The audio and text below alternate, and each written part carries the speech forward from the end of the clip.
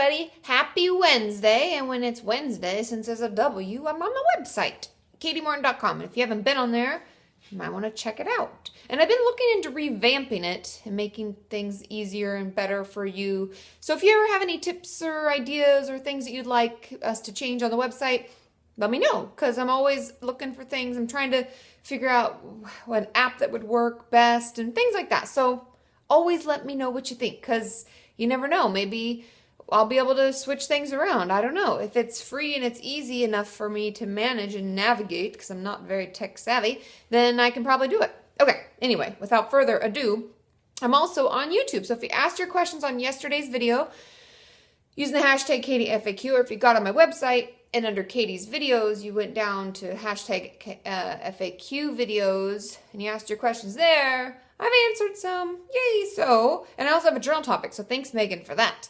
But let's get going, because Wednesdays are a little longer because I have 2 places that I'm on. And so we'll have more questions and blah, blah, blah. So, first question.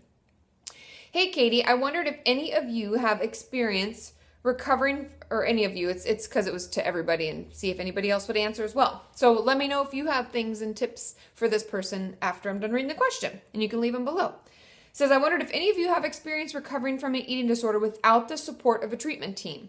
Treatment isn't an option for me at the moment, and I've been finding my meals really difficult lately. I don't know whether it's better to be planning my meals ahead of time to reach all the recommended daily amounts, or letting my body give me the cues and eating when I'm hungry and stopping when I'm full. The problem is that I find it very difficult to make a healthy plan. It often triggers me to restrict, but with intuitive eating, I think I drift towards restriction unconsciously. Any tips would be great. Do you go for intuitive eating or meal planning in recovery? I'm a little stuck at the moment. And I thought this was really good to talk about, because I talk about intuitive eating a lot. And I think the reason that I do so is because I see patients on an outpatient basis. They come to me. They're not in a residential treatment facility. They're not in a partial hospitalization program. They're not in that level of care. They have already done that usually by the time they get to me, and they've are either on a meal plan still, or they've kind of drifted off of it and they're doing fine. Now, intuitive eating works well for those patients because they're better able to pick what's good for them, being what their body needs, the nutrients and the energy that your body needs. They're better able to pick it without letting your eating disorder be like, that's too much, you're so fat and stupid, blah, and you're like, no more. So we're able to fight it off, and we're able to make good decisions anyway. But when we're really struggling, I go back to a meal plan, always. Even when my clients are doing really well, if they say that they're struggling on meals and they find themselves leaving out their additions, or I don't know what you guys call them, but I call them additions in the meal plans that I work with. A lot of the nutritionists I work with are on the same type of thing. I don't do exchanges very often. I don't have many dietitians I work with that do exchanges, but many of them do. So anyway, they'll be leaving off additions.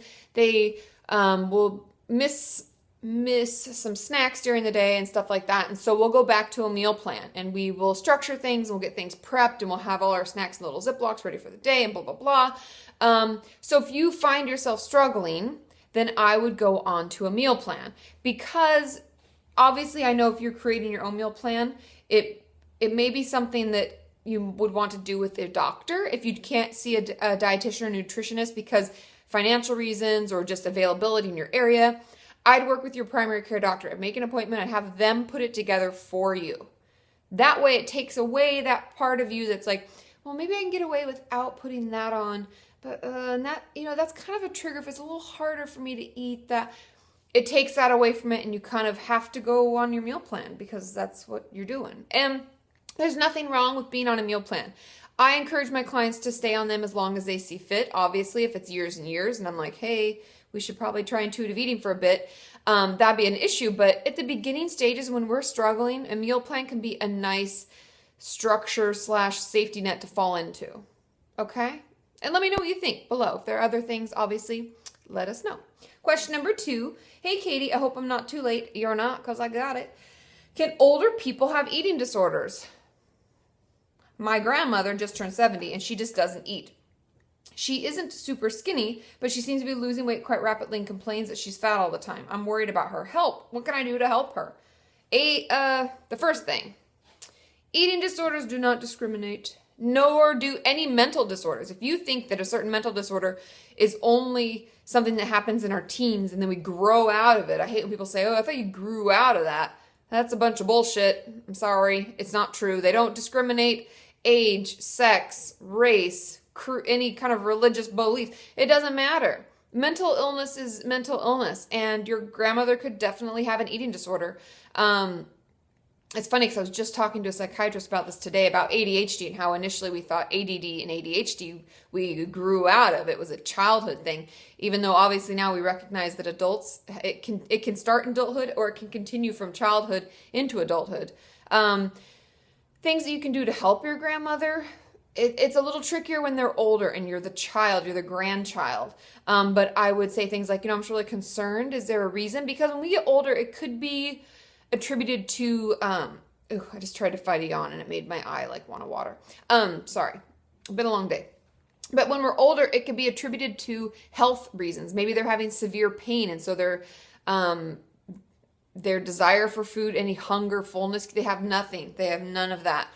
It could be that. So that could be something they need to talk to their doctor about. I think that would be the first thing I would try to get to have happen. I would talk to my grandma and I would say, Grandma, I'm really worried about you and it seems like you're not really eating.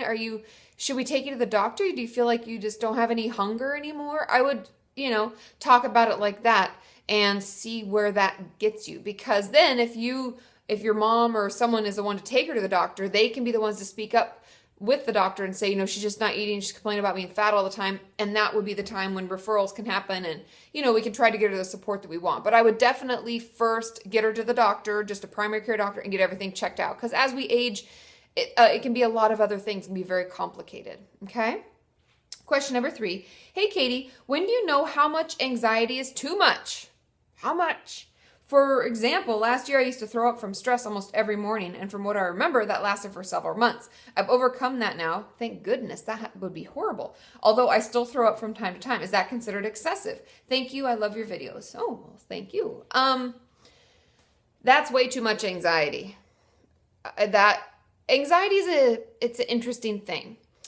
I honestly believe that there's a certain level that we all just tolerate. As human beings in the modern world, we have things going on. We have tests to study for. We have projects to finish. We have people to get in touch with. I have to-do lists as long as my leg. I've got patients to see and bills to send. And we have all these lists and things, right? Am I correct in thinking that? And there's a certain level of anxiety that comes with that.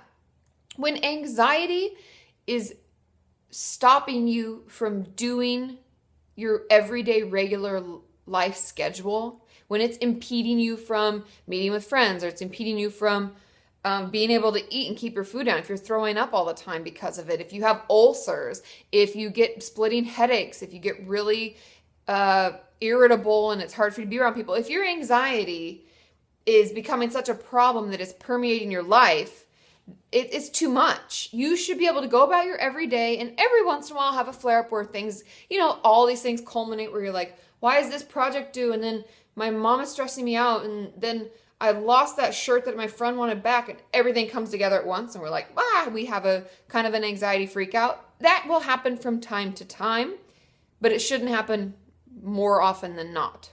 I know it's not like a strict black and white thing, but life isn't black and white. Remember, we live in the gray. So if you find your anxiety ruining your day more days than not, please talk to someone and get some help, okay? Journal topic. Thanks, Megan. And this is a really cool one, so get ready. It says, find 2 songs that describe you or your mental illness, or 2 poems, depending on what you like. If you like songs, if you like poems, or plants or animals, shoes, really anything that you can find meaning in. Pick 2. The first one that you pick is who you consider yourself to be now. The second one that you pick is the one that you want to become someday. Then somehow express how you're going to get there, whether it's through journaling, painting, singing, I think is what she meant, etc. So that might be confusing, so here's my example. I like it when you give examples. I chose a snake and an elephant to describe me and my mental illness. A snake because I find them sneaky, sometimes mean and poisonous. It's very, very powerful. I like this one. They also get a really bad rap. A lot of people are scared of them. Then the elephant is what I'm working towards. There are many reasons I chose an elephant, but one of them is because they leave big footprints wherever they go. Isn't that just so cute? I've always felt invisible, but no one can ignore the elephant in the room. Boom. She's good. They have a great memory, and I want to be memorable. Since I'm quiet and shy, people don't usually remember me. I'm working towards getting over my anxiety so that I can be more outgoing and leave an impact on the people I interact with. I thought this was really great. And however you want to do this, if you want to draw the creatures that you imagine yourself being, or sing the songs that you are pertaining to where you are now and where you want to be, however, please share them with me. I think this is a really, really cool creative way for us to express where we are now and where we want to be. And it really can just help us along in our journey. So thanks, Megan. I love you all. I'll see you tomorrow. I'll be on Twitter. So ask your questions there using hashtag KatieFAQ. Bye.